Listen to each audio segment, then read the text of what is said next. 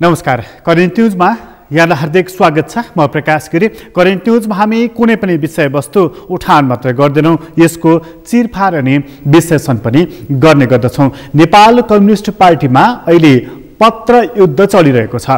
पुष्पकमल दाहाल प्रचण्डले दिएको 19 पेजको राजनीतिक पत्र या राजनीतिक प्रस्ताव जे भनौँ, त्यसको जवाफ प्रधानमन्त्री तथा अध्यक्ष केपी शर्मा ओलीले 38 पेजमा दिएका छन् र यसरी दुई अध्यक्षको बीचमा घमासान युद्ध भएको छ पत्रमा।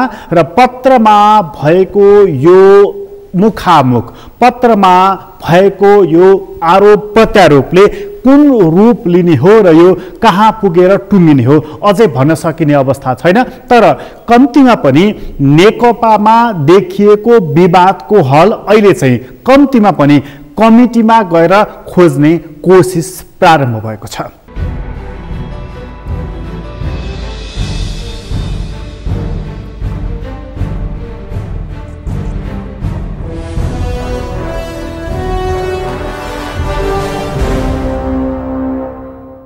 यसभन्दा अगाडि नेकपामा देखिएको विवाद कमिटीभन्दा बाहिर गएर हल खोज्ने कोसिस भएको थियो। यसपटक सचिवालयको बैठकसम्म आइपुगेको छ नेकपा। यसपछि स्थायी कमिटीमा, त्यसपछि केन्द्रीय कमिटीमा पुगेर यो विवादको हल खोज्ने कोसिस नेकपाले गर्नेछ। तर यो नेकपाभित्र देखिएको विवादको हल कमिटी भित्र छ कि कमिटीभन्दा बाहिर रहेको छ। अहिले दुईजना अध्यक्षले जारी गरेको पत्रहरू हेर्दाखेरि नेकपामा तिक्तताको स्तर निकै बढेको र यो उत्कर्षतर्फ जाँदै गरेको देखिन्छ। सँगसँगै समीकरणहरू गुट समीकरणमा परिणत भएको छ र त्यो समीकरणमा परिणत भइसकेपछि उनीहरूले समानान्तर गति पक्रिरहेको पनि देखिन्छ। जब समीकरणहरू समानान्तर गतिबाट अघि बढ्छन् त्यति बेला मिलन बिन्दु फेला पर्दैन। अहिले दुई अध्यक्षले दिएको दुईवटा प्रतिवेदन अब के गर्ने भन्ने नयाँ सवाल खडा भएको छ। एकले अर्कोलाई सङ्गीन आरोप लगाएका छन्। एकले अर्कोलाई लगाएको आरोपहरू कहाँ पुगेर विसर्जन हुने, भङ्ग भएर या कुनै ढङ्गबाट सहमतिको बिन्दुमा पुगेर प्रश्नहरू यसरी उब्जिरहेका छन्। यो प्रश्नहरू उब्जिरहँदाखेरि दक्षिण छिमेकबाट 3 जना महत्त्वपूर्ण व्यक्तिहरू आएका छन्। उत्तर छिमेकबाट रक्षा मन्त्री समेत आइरहेको वर्तमान अवस्था रहेको छ। यी सबै कुरा भइरहँदाखेरि नेकपाको विवाद उत्कर्षमा पुगेको छ र एक थरीलाई लागेको छ रको प्रमुख नेपालमा आएदेखि यो विवादले तीव्रता पाएको छ। अर्को थरीलाई लागेको छ कि प्रधानमन्त्री हटाउनको लागि अविश्वासको प्रस्ताव ल्याउने भनेर षड्यन्त्र भएदेखि यो विषय रस्सा कसिएको उत्कर्षमा पुगेको छ। वास्तविकता के हो त? कहाँ पुगेर यसले विश्राम लिन्छ त? यसको समाधान के हो त? आजको अङ्कको हाम्रो मूल बसाइयो रहनेछ। कार्यक्रमको सुरुवातमा चाहिँ यो पत्र युद्ध चलेको, मुखामुख भएको, भनाभन भएको जुन विषय रहेको छ, यो विषयले गर्भगृहमा कति महत्त्व बोकेको छ र यसले कसरी विषयको टुङ्गो लाउँदैछ। हामी सुरुवातमा एउटा रिपोर्ट प्रस्तुत गर्दैछौँ।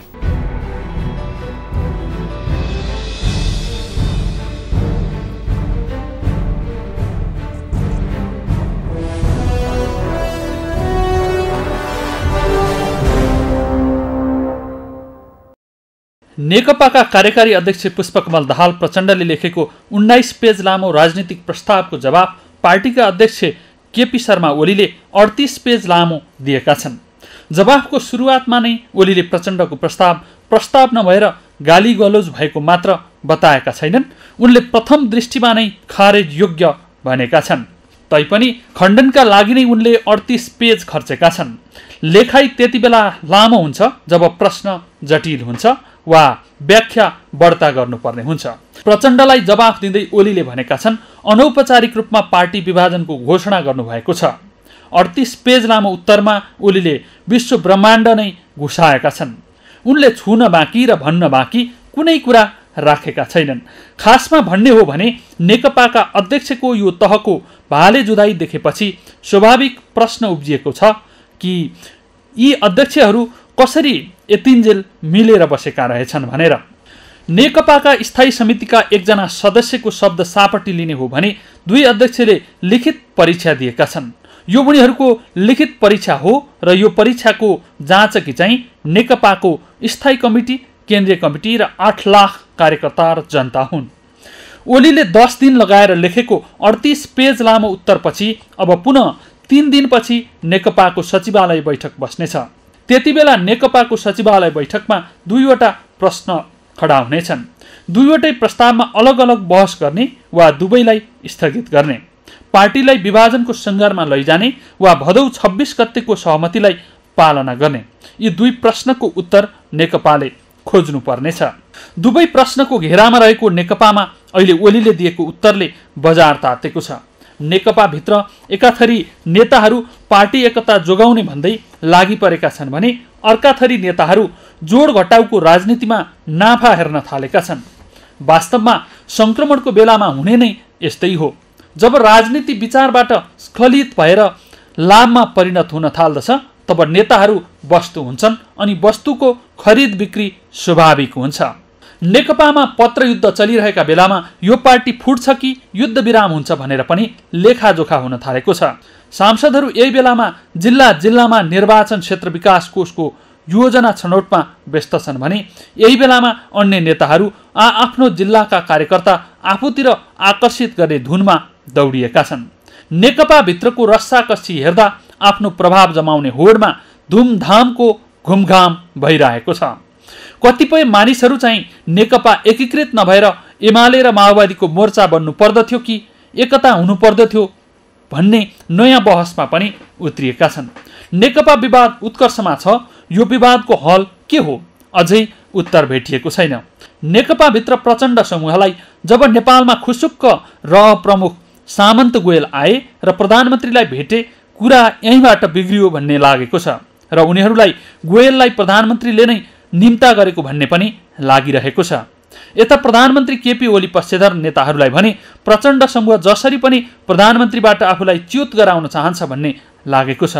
जोगी देख्दा भैँसी डराउने, भैँसी देख्दा जोगी डराउने अवस्था बनेको छ।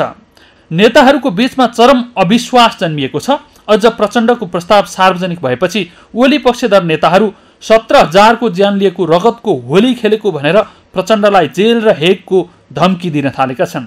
यो राजनीतिक हरकत होइन, तर खुलेआम यो चर्चा चल्दा झन बढी वातावरण बिग्रिन थालेको छ। यस हिसाबले हेर्दा नेकपामा जानाजान दुई अध्यक्ष, उनीहरू निकटका नेताहरू आगोमा घिउ हाल्न किन उद्धत छन् भन्ने सवाल खडा भएको छ। के उनीहरू विभाजनबाट नै विश्राम लिने मुडमा छन्? नेकपा विवादले चरम रूप लिएको 2 साताका बीचमा भारतबाट 3 जना महत्त्वपूर्ण व्यक्ति आइसकेका छन्। रह प्रमुख, स्थल सेनाध्यक्ष र विदेश सचिव। कुरा यतिमा मात्र सीमित छैन। यही विवाद उत्कर्षमा पुगेका बेलामा चिनिया राजदूतको सक्रियता मात्र रहेन। चिनिया रक्षा मन्त्री बेई फेङहे पनि नेपाल भ्रमणमा छन्। दक्षिण र उत्तरबाट लगातार भएको उच्च भ्रमणबाट के अन्दाज गर्न सकिन्छ? के नेपालको महत्त्व बढ्दै गएको हो वा नेपाल ब्याटल ग्राउन्ड बन्न थालेको हो? नेपालको विवादमा नेपालभित्रको घरेलु शक्ति मात्र हाबी छन् वा यसमा बाह्य शक्ति पनि उत्तिकै हाबी छन्? सवाल यो पनि खडा भएको छ र नेताहरूले निरन्तर एकताका लागि दबाब दिँदा पनि दुई अध्यक्ष नै मुखामुख गर्न थालेका छन्। के नेकपाभित्र प्रचण्डको उपयोगिता सकिएको हो वा प्रचण्डको महत्त्वाकांक्षा जागेको हो? यो सवालको जवाफ अब सचिवालय, स्थायी कमिटी र केन्द्रीय कमिटीले खोज्नेछ। विवाद हल हुँदा नेकपा भदौ 16 गतेको सहमतिमा फर्किनेछ र विवाद चम्किँदा विभाजनको बाटोमा जानेछ। विवाद बढ्दै गए बहुमत पक्षले अर्को पक्षलाई कारबाही गर्न थाल्नेछ र यसले विभाजन गराउनेछ। तर याद गर्नुपर्ने कुरा के छ भने नेकपा विभाजन हुँदा सबैभन्दा बढी घाटा कसलाई हुनेछ? कसको स्वार्थमा धक्का लाग्नेछ? यसैले विभाजन सजिलो छैन। तर नेकपाको विवादको गर्भगृहमा गएर हेर्दा यो पार्टी यही अप्ठ्यारो बाटोको यात्रामा निरन्तर यात्रारत छ।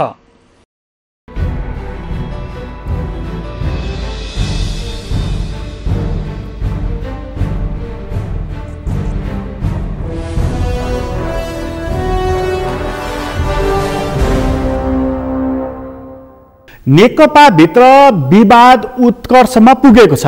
पार्टीकै नेताहरू एक थरी त्यस्ता छन् जसले विवादलाई साम्य पार्ने, नेताहरूलाई एक ठाउँमा ल्याउने र मिलाउने कोसिस गरिरहेका छन्। पूर्व एमाले समूहका नेताहरू पनि त्यस्ता छन्, पूर्व माओवादी खेमाका त्यस्ता नेताहरू पनि छन् जसले आफ्नो आफ्नो गुट समूहका नेताहरूलाई गएर एकताको दबाब दिएका छन्। तर त्यहाँ 19 पेजको एउटा प्रस्ताव, 38 पेजको अर्को उत्तर हेर्दाखेरि एकताको गुन्जाइस कम देखिएको छ। एकता कसरी गर्ने भनेर एक थरी मानिसहरूले साह्रै धेरै मेहनत गरिरहँदाखेरि अर्को थरी मानिसहरू चाहिँ वातावरण बिथोल्न पनि उत्तिकै लागि परेका छन्। यो सन्दर्भलाई लिएर नेकपाभित्र चिन्ता व्यक्त गरिएको छ। जब प्रचण्डको राजनीतिक प्रस्ताव सार्वजनिक भयो तब एकाथरी मानिसहरूले 17,000 मानिस मारेको अनि अन्य खालका कुराहरू गर्दै प्रचण्डको खिसी ट्युरी मात्र होइन, हेकको कुरा चुनौती समेत दिन थालिसकेका छन्। अनि अर्को थरी जो मानिसहरू प्रचण्ड निकट रहेका छन् ती मानिसहरू चाहिँ प्रधानमन्त्री केपी ओलीको गणतन्त्रप्रतिको निष्ठा र दलाल पुँजीवाद प्रतिको झुकाव भन्दै उनीहरू पनि त्यही ढङ्गबाट आरोप प्रत्यारोपमा उत्रिएका छन्। यो आरोप प्रत्यारोप लगाइरहँदा प्रधानमन्त्रीले जारी गरेको राजनीतिक प्रस्तावको एउटा बुँदामा प्रचण्डले प्रष्टैसँग उनले भनेका छन् कि यो पार्टी एक ढङ्गबाट विघटन भएको या यो विघटनतर्फ जाने कुराको अनौपचारिक घोषणा प्रचण्डले गरेका छन् भन्ने प्रधानमन्त्रीको ठम्ब्याइरहेको छ। यस्तो बेलामा नेकपा कसरी एक रहन सक्छ होला त? एउटा अध्यक्षले अर्को अध्यक्षलाई यो ढङ्गको आरोप, एउटा अध्यक्षले अर्को अध्यक्षलाई यो ढङ्गको अविश्वास प्रकट गरेको बेलामा यो पार्टी कसरी एक रहन सक्छ होला? यो पार्टी कसरी अहिलेसम्म एक भइरहेको होला? प्रश्नहरू यसरी उब्जिरहेका छन्। तैपनि सचिवालयको बैठकमा विषय प्रवेश गरेको छ। 3 दिनपछि पुनः छलफल हुनेछ। स्थायी कमिटीको बैठक त्यसपछि डाकिएको छ। केन्द्रीय कमिटीको बैठक पनि मिति निर्धारण गरिएको छ। कमिटीबाटै विषयहरूको टुङ्गो लाग्छ होला कि यो विषयको टुङ्गो फरक ढङ्गबाट लाग्छ होला, हामी त्यो कुरामा पनि प्रवेश गर्नेछौँ। तर यति बेला चाहिँ सचिवालयको बैठकमा केपी ओलीको प्रस्ताव आइसकेपछिको अवस्था कस्तो थियो त्यो कुरा यहाँ प्रस्तुत गर्दैछौँ।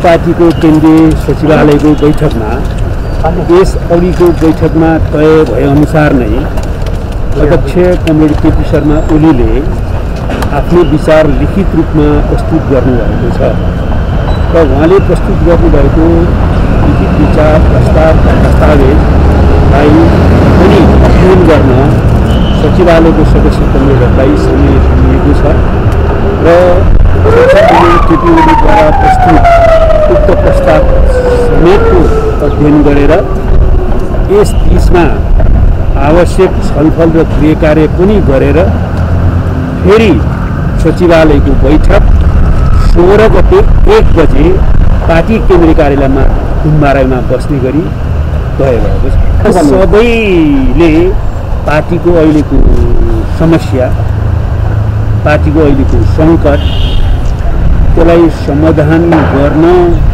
छलफल, बहस र अन्तर्सङ्घर्षलाई सही दिशा दिनुपर्ने आवश्यकता उठाउनु भएको छ र आजको सचिवालयको बैठकमा बोल्नुहुने अध्यक्ष कमरेड केपी शर्मा ओली, अध्यक्ष कमरेड प्रचण्ड र वरिष्ठ नेता र उपाध्यक्ष कमरेडहरूले पार्टी एकताको रक्षामा जोड दिनुभएको छ र अहिलेको यो छलफल र बहसले पार्टी एकतामा विचलन पैदा हुने वा पार्टी फुटको दिशातिर जाने ढङ्गले सोच्न पर्दैन, सोच्न मिल्दैन। पार्टी एकताको रक्षा र सुदृढीकरण गर्न अहिलेको छलफल बहसलाई सदुपयोग गर्नुपर्छ भन्ने विचार। यसमा चाहिँ तपाईँहरूले छलफल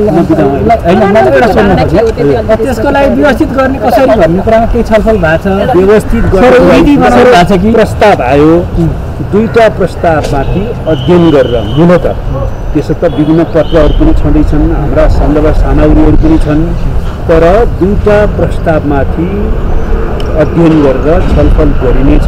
पहिला सचिवालयको बैठकमै गरिनेछ 16 गते, फेरि छलफल निरन्तर चल्नु पर्यो 17 गते पनि बसौँला। 18 गते त हाम्रो पूर्व निर्धारित स्थायी कमिटीको बैठक छँदैछ, त्यसपछि हाम्रो केन्द्रीय कमिटीको बैठक पनि निर्धारित गरेको छ। यसरी पार्टी कमिटीका बैठकहरूमा व्यवस्थित ढङ्गले विधिसम्मत ढङ्गले छलफल गरेर निष्कर्ष निकालिने।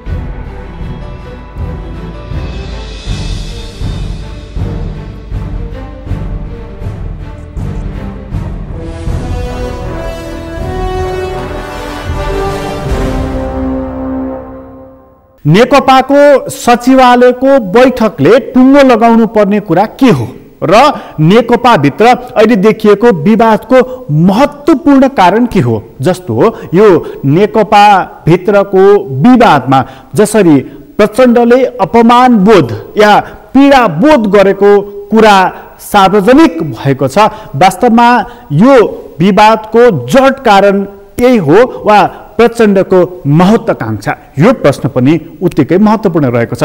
प्रचण्ड पक्षधरहरूलाई लागेको छ कि केपी ओली स्वेच्छाचारी ढङ्गबाट चले र प्रचण्ड पक्षधरहरूलाई या भनौँ सिधै प्रचण्डलाई त्यस्तो खालको अवस्थामा पुर्याइदिए जसले अपमान बोध गरून् र निस्किएर खुर्क जाउन्, यस्तो खालको अवस्थामा पुर्याइदिए भन्ने उनीहरूको मूल्याङ्कन रहेको छ। यता केपी ओली समूहको र उनी निकट रहेका मानिसहरूको भनाइ चाहिँ प्रचण्डजी एकताको पक्षधर अथवा एकतालाई सुदृढ गर्ने ध्येयका साथ आएकै होइनन्, उनी यही विग्रहकै लागि आएका हुन् र उनी यसकै ताना बानामा अल्झिरहेका छन्। उनीहरूको यो खालको आरोप रहेको छ। यो अविश्वास चलिरहँदाखेरि र यो अविश्वास कायम रहिरहँदाखेरि एकता कायम रहन सक्ला कि नसक्ला यो प्रश्न पनि तेर्सिएको छ। धेरै मानिसहरू नेकपाकै अब यस्तो पंक्तिमा पनि उभिएका छन् कि जो मनले भन्न थालेका छन् र काने खुसी पनि गर्न थालेका छन् कि एकता अब एक रहन सक्दैन भनेर। कयौं मानिसहरू चाहिँ यस्तो पनि भनिरहेका छन् कि नेकपा कुनै एउटा त्यस्तो पोइन्टमा गएर पुनः मिल्नेछ, तत्काल चाहिँ फुट्ने छैन। उनीहरू यसो पनि भनिरहेका छन्। एक थरी मानिस चाहिँ अहिलेको खड्गो तर्यो भनेदेखि चैतमा त कदापि टर्ने छैन, यसो पनि भनिरहेका छन्। यी धेरै खालका मूल्याङ्कन, धेरै खालका विश्लेषण, धेरै खालका मनसाय र स्वार्थहरू एकसाथ प्रकट भएका छन्। यसलाई नेकपाले चिर्न सक्ला अथवा चिर्न सक्ने सामर्थ्य र तागत यसले राख्ला, यो प्रश्न गम्भीर रूपमा उठेको छ। र यो प्रश्न उठिरहँदा अब नेकपाको दिशा र गति कस्तो हुनेछ त्यो कुरा लिएर हामी एकछिनपछि आउनेछौँ। अहिले छोटो विश्राम लिँदैछौँ।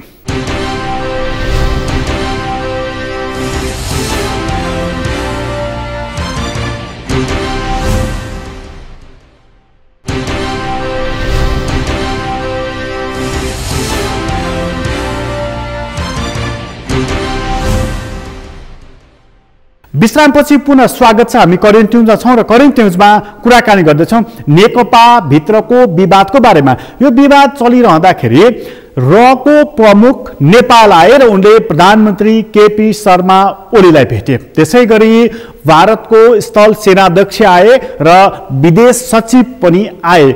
यो एउटा नेपाल र भारत बीचको स्वतन्त्र राष्ट्रहरू बीचको सम्बन्धको विषय मात्रै हो कि नेपालको सत्तारूढ दलमा देखिएको विग्रहकै बखतमा भेट गर्न आउनुको यसको विशेष अर्थ पनि छ। यो प्रश्न गम्भीर रहेको छ। प्रचण्ड पक्षधरहरूलाई लागेको छ कि रको प्रमुख नेपालमा आउनु भनेको चान्चुने विषय होइन। अझ उनीहरू भन्दैछन् कि प्रधानमन्त्री केपी ओलीकै निमन्त्रणामा उनी आएका हुन् र उनले गरेको काने खुसीपछि यो विग्रह देखा परेको छ। उनीहरूलाई यस्तो लागेको छ। तर कुरा यति मात्रै छैन, सँगै चीनको राजदूतको सक्रियता, हाम्रो राष्ट्रपतिको सक्रियता र चीनको रक्षा मन्त्री अहिले काठमाडौँमा रहेको बेला यो पनि संयोग होइन भन्ने पनि अर्को पक्षधरहरूको अनुमान रहेको छ। उनीहरूको यस्तो खालको विश्लेषण रहेको छ। भन्न सकिन्छ नेपाल क्रमशः ब्याटल ग्राउन्ड बन्दै गइरहेको छ। नेपालको महत्त्व त बढेको छ, तर नेपालले यसलाई आरामसँग यसको व्यवस्थापन गर्न सक्छ कि स्वयं खेल मैदान हुन्छ, यो चाहिँ सोचनीय विषय बनेको छ। त्यसैले नेकपा भित्रको विवादले यो ठाउँ रण मैदान बन्ने या खेल मैदान बन्ने या षड्यन्त्र गर्ने थलो बन्ने त होइन, यो प्रश्न पनि उत्तिकै महत्त्वपूर्ण रहेको छ। यस्तो ठाउँ नेकपाले यति बेला किन दियो? त्यो नेकपा जसले सरकार सञ्चालन गर्ने राम्रो अवसर प्राप्त गरेको छ, त्यो नेकपाले यति बेला राम्रोसँग सरकार सञ्चालन गरेर एउटा नमुना प्रस्तुत गर्न सक्दथ्यो। स्थिर सरकारको बाचा उसले हिजो जुन गरेको थियो त्यसलाई पुरा गर्न सक्दथ्यो। मानिसहरू कोभिडले गर्दा आहत भएका छन्, आर्थिक सङ्कटमा परेका छन्। झन्डै झन्डै 11 देखि 12% मानिसहरूले रोजगारी गुमाएका छन् र 20 देखि 30% मानिसहरूको जीवनको अवस्था सङ्कटपूर्ण रहेको छ। यस्तो बेलामा सरकारले अभिभावक भएको प्रमाण दिन सक्दथ्यो। यो कामबाट ऊ चुकिरहेको छ। यस्तो बेलामा विवाद गरेर यो नालायकी उनीहरूले किन देखाइरहेका छन् सवाल यो अहिले स्वयं नेताहरूले गरिरहेका छन्। यस्तो बेलामा यो नेकपाभित्र विवाद छ, बाहिरी राष्ट्रका मानिसहरूको दौडधुप चलिरहेको छ। सङ्केत यसले के गर्दछ त?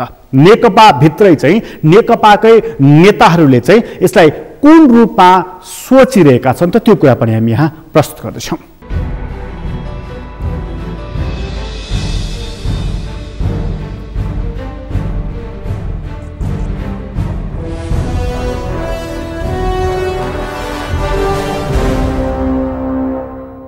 नेपाल भारत सम्बन्धलाई अत्यन्त महत्त्व दिन्छौँ र यो सम्बन्धलाई राम्रो बनाउन चाहन्छौँ र यसलाई अझ माथिल्लो तहबाट अगाडि बढाएर लिएर जान चाहन्छौँ, नयाँ उचाइमा पुर्याउन चाहन्छौँ।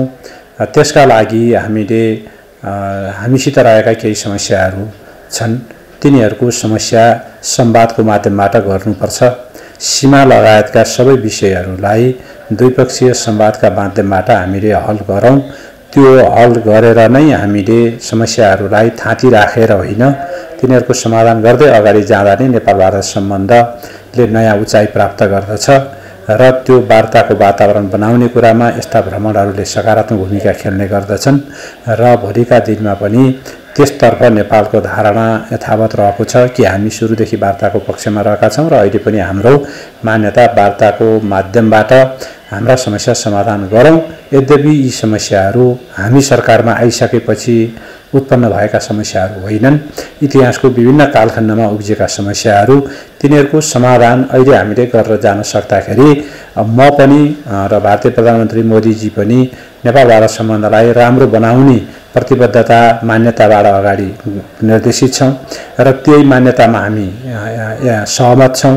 त्यसो भएको हुनाले समस्या समाधान वार्ताको माध्यमबाट गरौँ, मेरो सन्देश यही नै हो भनेर उहाँले प्रधानमन्त्री मोदीलाई सचिव मार्फत पठाएको सन्देश हो। हामीले यो बिचमा कतिपय संयन्त्रहरूको कतिपयको त मिटिङहरू भइ नै रहेको छ, थुप्रै छन् नेपाल र भारतका बिचमा करिब 3 दर्जन जति द्विपक्षीय संयन्त्रहरू छन्। ती मध्येका कतिपयको यो बिचमा बैठक बस्न नसकेकाहरूको अब नियमित रूपमा बैठकहरू बस्ने कुरा तय भएको छ र सँगसँगै त्योभन्दा माथिल्लो तहको मन्त्री स्तरीय के अरे जुन जोइन्ट कमिसन छ, दुईटा मुलुकका परराष्ट्र मन्त्री स्तरीय जोइन्ट कमिसन, त्यसको समेत बैठकको बारेमा छलफल भएको छ। अब त्यसको मिति टुङ्गिएपछि स्वाभाविक रूपमा हाम्रो परराष्ट्र मन्त्रीलाई उहाँले निमन्त्रणा दिनुभएको छ र त्यसका आधारमा त्यो चाहिँ बैठक बस्ने कुरा तय भएको छ।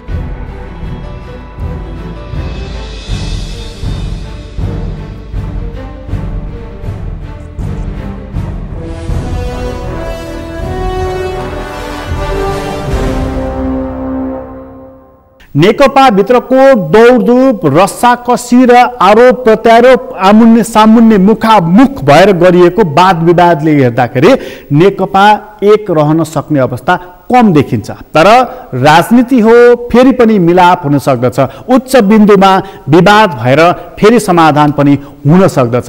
त्यस्तो पोइन्ट पनि आउँछ जहाँ विवाद हुन्छ पुनः समाधान पनि हुने गर्दछ। त्यसैले अहिले नै यस्तो हुन्छ भन्न सक्ने अवस्था त छैन। तर नेकपा भित्र देखिएको विवादको स्वरूप हेर्दाखेरि र त्यसको गहिराई हेर्दाखेरि यसको आयतन ठूलो देखिएको छ। तर पक्कै पनि नेताहरूले यो कुरालाई ख्याल गरेको हुनुपर्छ कि यदि नेकपा विभाजन भयो भनेदेखि यसको असर कसलाई पर्छ, यसको घाटा सबैभन्दा बढी कसलाई पर्छ। घाटाको हिसाब गरेरै भए पनि नेकपा नफुट्न पनि सक्दछ। यो कुरालाई पनि हामीले हेक्काएर राख्नु पर्दछ। किनभने जब विचारबाट राजनीतिक दल र नेताहरू स्खलित हुन्छन्, कुरा नाफा घाटाको मात्रै हुन्छ, स्वार्थको मात्रै हुन्छ। स्वार्थको मिलन भनेको जति बेला पनि तलमाथि उच्च नीच हुन सक्दछ, यो कुरालाई पनि भुल्न हुँदैन। तर नेकपाको नेताहरूको आरोप प्रत्यारोप चाहिँ चान्चुने प्रकारको रहेको छैन। यो चान्चुने प्रकारको नरहेको हुनाले विषय गहिरिएर पनि गइरहेको छ, समाधानको सूत्र पनि फेला परिरहेको छैन। सूत्र फेला नपरेको बेलामा गर्ने चाहिँ के त, अगाडि बढ्ने चाहिँ कसरी त, हामी अर्को एउटा भनाइ यहाँ प्रस्तुत गर्दैछौँ।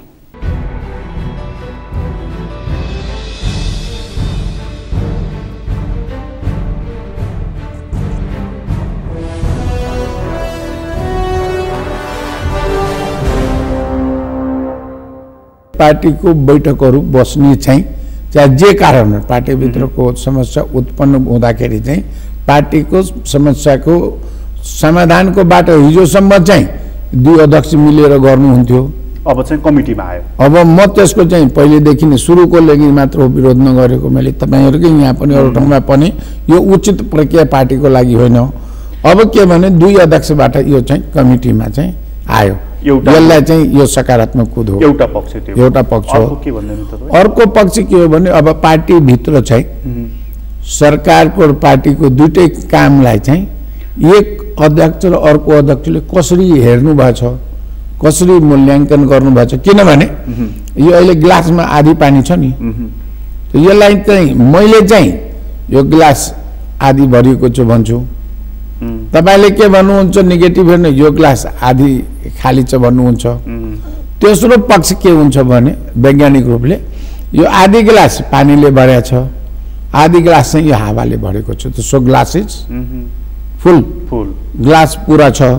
अब यो हेर्ने दृष्टिकोण जुन छ नि अहिले पार्टीको सञ्चालन, पार्टीको गतिविधि, सरकारको दृष्टि हो। त्यो हेर्ने दृष्टिकोण त के रहेछ भन्ने कुरा प्रचण्डजीको 19 पेजमा देखियो। एउटा आँखा त्यहाँ छ, अर्को आँखा 38 पेजमा देखियो। दुईटै आँखा प्रष्टै भयो त अब त हो। अब यसलाई के छ, अब दुईटै कुरा देखियो। अब यो दुईटै कुरा हामीले भन्नुपर्ने के भयो भने अब मेरो लागि कसरी मिल्नु भएको रहेछ, कसरी मिलेर बस्न सक्नुहुन्छ, अब त भन्नुपर्ने कुरा त त्यो हो। अब यो के छ भने अब उहाँहरूले चाहिँ अब परीक्षा दिनुभयो। मलाई अहिले विचार बिहान तपाईँले यहाँ आउँदाखेरि कहिलेकाहीँ सोचिन्छ नि प्रकाशजीलाई के जवाफ दिनु होला, के होला। अब उहाँहरूले चाहिँ भन्नुहुन्छ भने एउटा परीक्षा चाहिँ लिखित चाहिँ पार्टीलाई पनि दिनुभयो। अहिले त अब जनतै कहाँ गयो। किनभने हिजो एकजनाले भन्दै हुनुहुन्थ्यो त्यो प्रतिवेदन चाहिँ त्यो सचिवालयमा पेश हुनुभन्दा अगाडि नै मिडियामा आइसक्यो भनेर भन्ने पनि भन्दै थियो।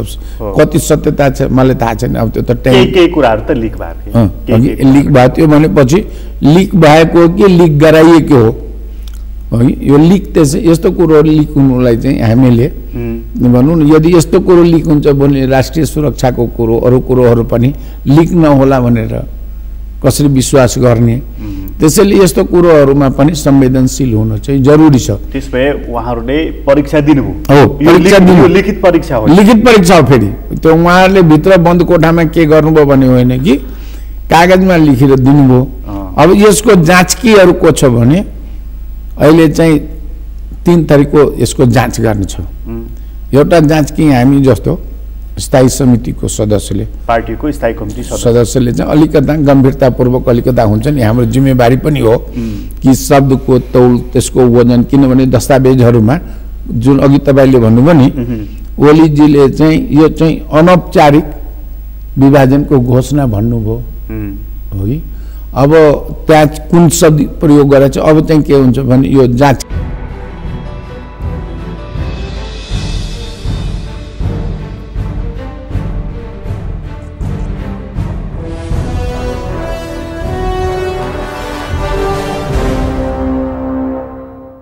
नेकपा भित्रको विवाद उत्कर्षमा पुगिरहेको बेलामा र गहिरिएर गइरहेको बेलामा नेकपा भित्रको मध्यम स्तरका नेताहरूले प्रभावकारी भूमिका खेल्न सक्नु पर्दथ्यो। युवा पुस्ताले उत्तिकै महत्त्वपूर्ण भूमिका खेल्नु पर्दथ्यो। तर दुई अध्यक्षहरू भिडिरहेका छन्, बाँकी नेताहरू मुख दर्शक बनिरहेका छन्। भन्न त उनीहरूले हामीले निकै ठुलो जोडबल र दबाब दिइरहेका छौँ भनेर दाबी गरेका छन्। परिणामले त्यस्तो देखाएको छैन र अहिले यदि समाधानको सूत्र भदौको 26 गतेकै सहमतिमा फर्कनु हो भनेदेखि कार्यकारी अध्यक्ष पुष्पकमल दाहाल प्रचण्डले बैठकसम्म डाक्न नसक्ने अवस्था किन बनिरहेको छ? त्यसैले सहमतिको लागि नेताहरू सूत्र सार्वजनिक गर्दै भदौ 26 मै फर्कौँ भनिरहेका छन्। प्रधानमन्त्री कायम राखौँ, अध्यक्ष कायम राखौँ, तर पार्टीको काम प्रचण्डलाई दिउँ, सरकारको काम ओलीलाई दिउँ, यो पनि भनिरहेका छन्। तर बैठक डाक्नको लागि प्रचण्डले कस कसको हार गुहार गर्नुपर्ने हो, कस कससँग हात मोल्नु पर्ने हो, यो प्रश्नले चाहिँ सताइरहेको छ। महासचिवको अन्तर्गत अध्यक्ष हो कि अध्यक्षले बैठक डाक्ने भनिसकेपछि बैठक डाकिने हो, यो प्रश्न वामदेव गौतमले सचिवालयकै बैठकमा पनि उठाइदिएका छन्, जुन प्रचण्डलाई लामो समयदेखि बिजेको प्रश्न हो र उनी अहिले द्वितीय अध्यक्ष या सह अध्यक्ष जस्तो देखिएका छन्, तर कार्यकारी अध्यक्ष हुन खोजिरहेका छन्। तर उनको स्वार्थलाई धक्का लाग्ने गरी केपी शर्मा ओलीले अबको अध्यक्ष या अबको नेतृत्व युवा पुस्तालाई भनेर ईश्वर पोखरेलतर्फ सङ्केत गरेका छन्, जुन प्रस्तावले प्रचण्डलाई अर्को पनि धक्का लागेको छ। यसकारणले नेकपा भित्रको विवाद झन् पेचिलो बनिरहेको छ।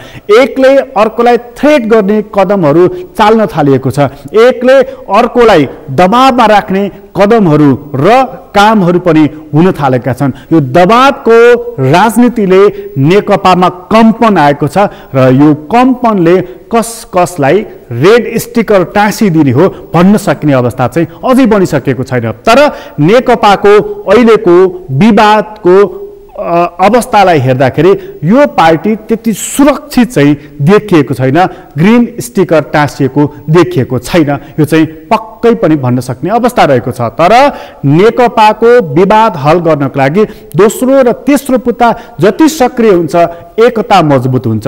पहिलो पुस्तामै मुखामुख रहिरह्यो भनेदेखि दुर्घटना पनि हुन सक्दछ। करेन्ट न्युज अहिलेलाई यति नै। करेन्ट न्युजबाट म प्रकाश गिरीलाई बिदा दिनुहोस्। सगरमाथा टेलिभिजन हेर्दै गर्नुहोला। नमस्कार।